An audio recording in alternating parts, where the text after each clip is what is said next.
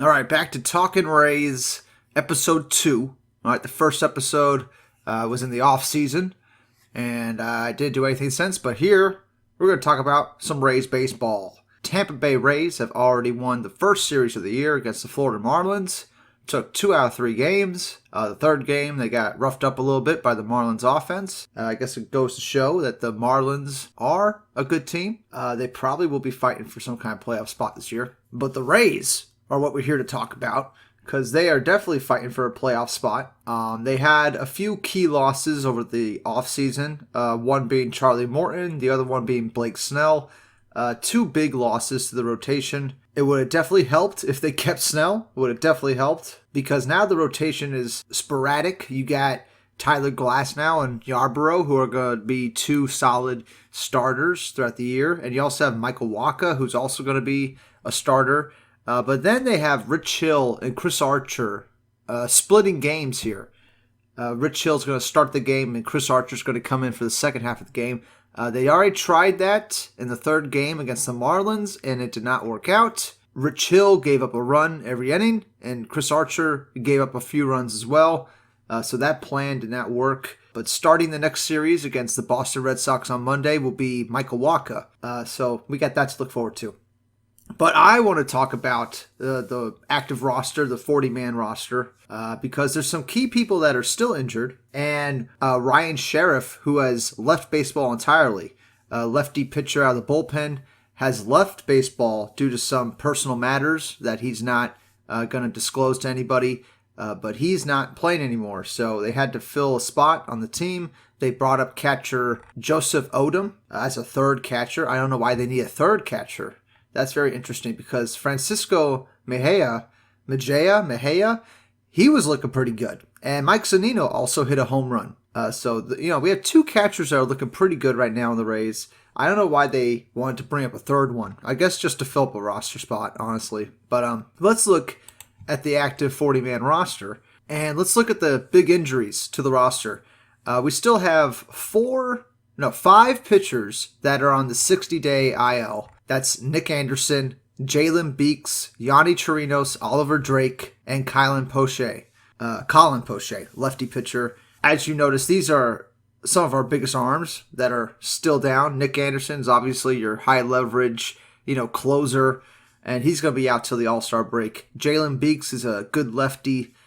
He's going to be out for 60 days, it looks like. Yanni Chirinos, another starting pitcher that we desperately need. We desperately need another starting pitcher, and Yanni Chirinos is still hurt. It's going to be a while before he comes back. And same with Oliver Drake and Colin Poche. Oliver Drake and Colin Poche are 2 very good relievers. That would be nice to have them back. Hopefully, these guys can get healed up and come back by the time the All-Star break rolls around. We'll have those pitchers back. And that will really help the bullpen. That'll be like getting trade acquisitions. You get like a bunch of great arms in your bullpen. That would be nice. But besides those injuries, there's one player that's injured, an outfielder, Brett Phillips, World Series hero last year. He's injured for a couple weeks. And you also got Ji-Man Choi, who's injured for about a month. Something wrong with his knee. So it looks like Yoshi Susugo is going to be filling Ji-Man Choi's spots until Ji-Man Choi gets healthy. So those are your big injuries so far, and it'll be a great help when those guys get healthy and come back. It'll be a big lift to the team. But other than that, you have a bunch of other people that are on the 40-man roster that are in the minors right now. Let's go through the pitchers. Shane McClanahan, 98-mile-an-hour fastball guy with a big curveball, lefty pitcher.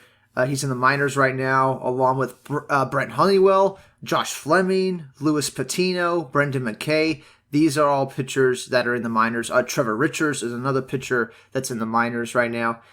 These are big, big arms that are going to be coming up sporadically throughout the year. They'll be up and down, coming up when we need them the most.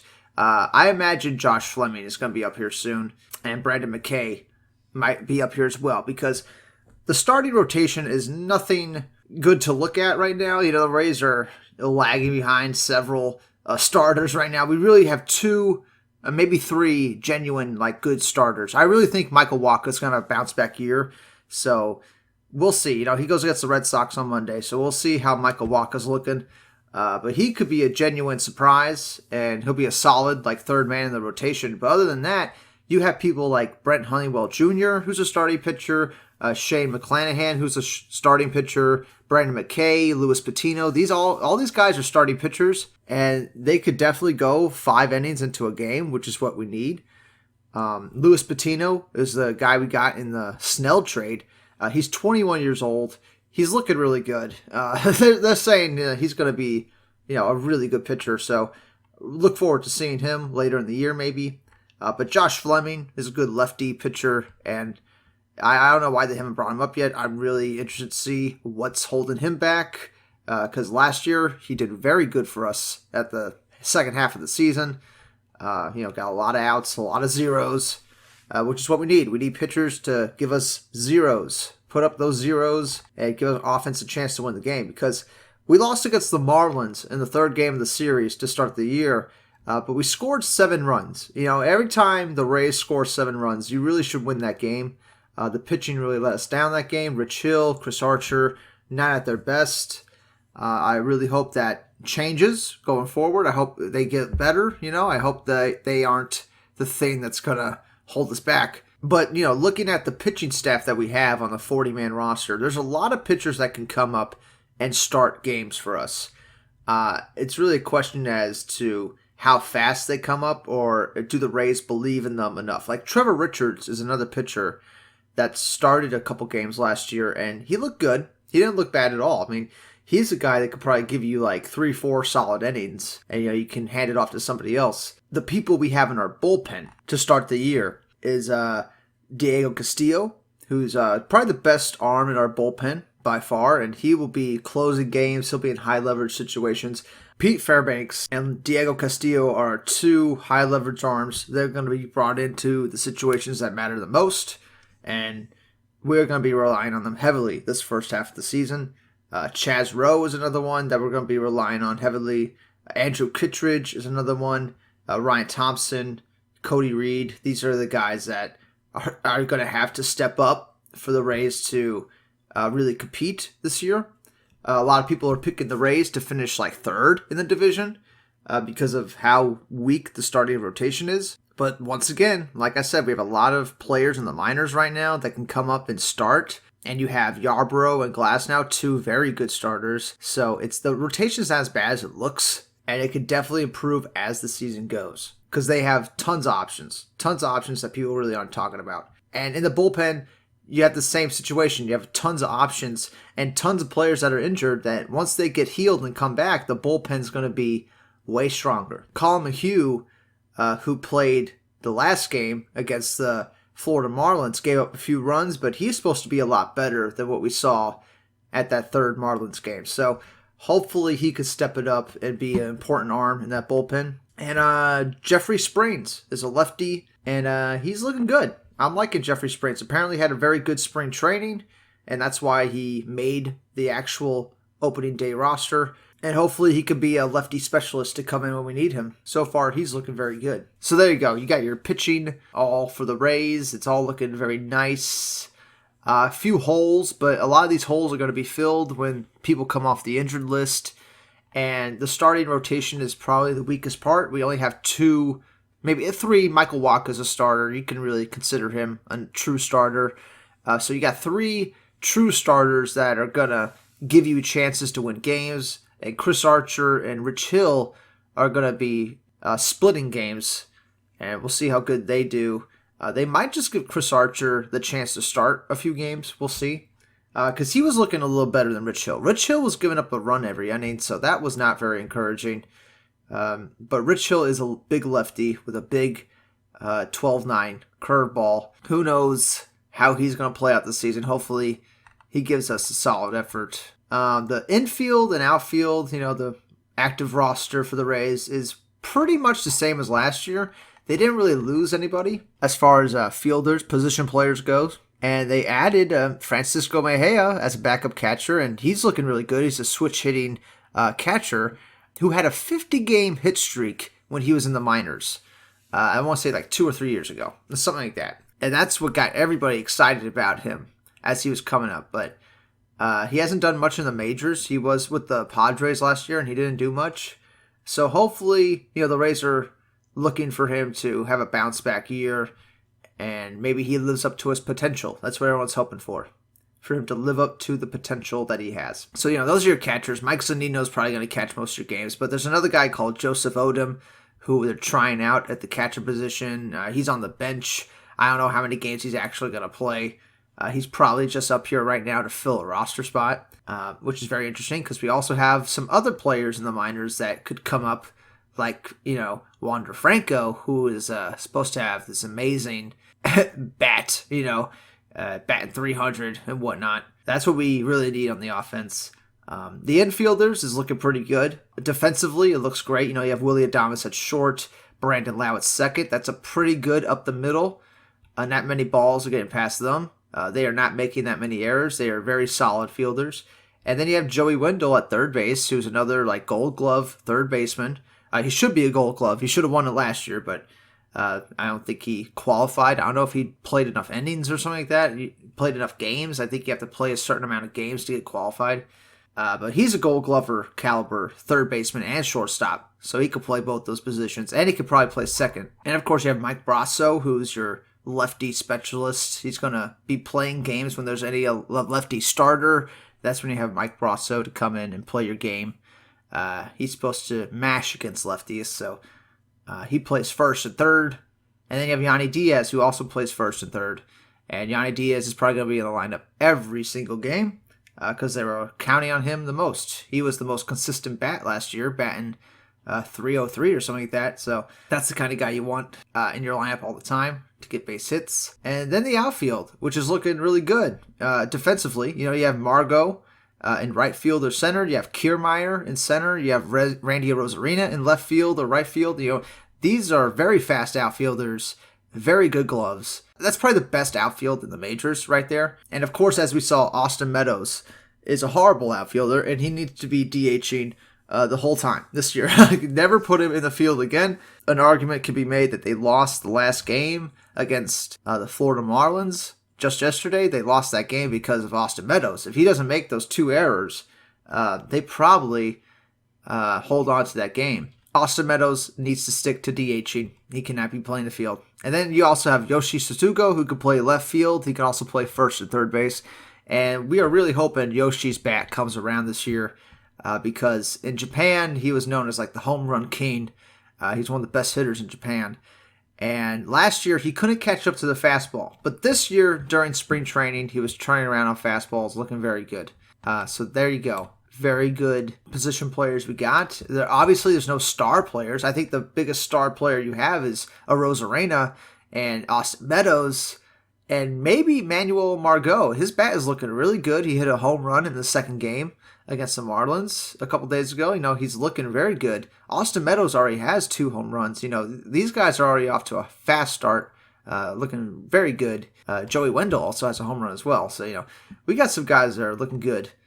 And hopefully people like Willie Adames, who is such an important piece to the center of the infield and also the clubhouse. He keeps everybody's spirits up. His bat needs to come around because he's much more capable than what his stats let on. He has a lot of pop in his bat, and it's why he's on the Major League roster. I mean, they're expecting his bat to come back around at some point. And same thing with Mejia at the catcher position. They're expecting his bat to do something this year. There's a lot of guys we hope that do really good. But yeah, I say this is the best looking offense the Rays have had in a long time.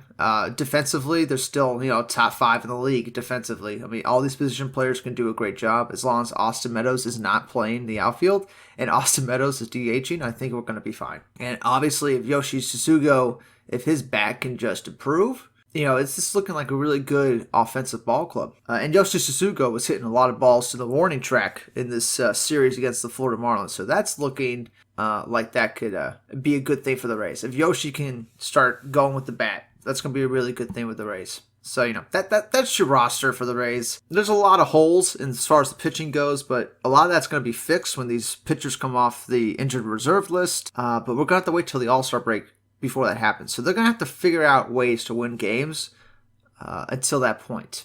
The first series just happened. The Rays are 2-1 as far as record-wise. They won the first series of the year, and now they're going to go face the Boston Red Sox Monday, Tuesday, and Wednesday, and that will be the second series of the year facing the Red Sox, who aren't looking that good. Red Sox look like they're going to finish last in the division. That's what it looks like. So hopefully the Rays can beat up on them and just sweep them. That would be nice, because the next series after them is the New York Yankees series at Tropicana, opening up at Tropicana. I will be going to the Sunday game against the Yankees. That will be the third game of the series, so hopefully they'll have a chance to win the series by the time the third game rolls around. The Yankees look very scary. They have tons of amazing starting pitchers, a couple good arms in the bullpen, and then obviously that lineup is deadly. Lots of home runs. So the key to beat the Yankees is to avoid the long ball and wear down their pitchers. That's the key to beat them. And obviously the Rays, they can't be giving up 12 runs every game. Obviously, I think that was just the Marlins having a little bit of an offensive explosion because they got shut out the first game. They scored a few runs the second game, but then, the third game, they just had an offensive explosion and they were scoring every inning. That's going to happen sometimes. You can't win every game. So the Rays got to put that on their mind and go into this Red Sox series and just beat up on the Red Sox. That's what we're hoping for. That's it for now. That's your active rosters. Some changes. Ryan Sheriff is out for the year. He's out of baseball. He doesn't want to play again for the immediate future. He might come back at some point, but that's not a big loss. I think Ryan Sheriff was our weakest arm in the bullpen, so it's not that big of a loss. And then, of course, you have Randy Arozarena and Margot out there playing every day, hopefully. So with Arozarena, Margot, and Meadows in your lineup, you should be seeing some offensive production. Same with Brandon Lau and Yanni Diaz. These are guys that should be hitting every game. These are our big bats that need to start, getting the ball rolling, start stepping up. But anyway, yeah, that's it for now. I just want to talk a little bit about the roster, talk a little bit about the first series that they won, and hopefully they can keep the ball rolling here. I feel like I'll be talking about the Rays every series. After every series, I'll make a little 20-minute video and talk about, how the Rays are doing, what's up with the roster, and preview the next series and stuff like that. But anyway, that's it for now. Just want to talk a little bit about the roster. And stay tuned. I'm going to keep this up throughout the year. Maybe one video a week about the Rays or something like that. And yeah, keep it going. Anyway, that's it for now. Bye-bye. Oh, and Rays up. He swings and hits one deep to right. Down the line. That baby is out of here. Joey Wendell turns it around. A 3-run shot. And the Rays pick themselves right up off the floor to take a 5-4 lead. Joey Wendell. I'll tell you what, Dwayne, this Rays offense here in the ninth inning with their backs against the wall have opened up a can on Anthony Bass.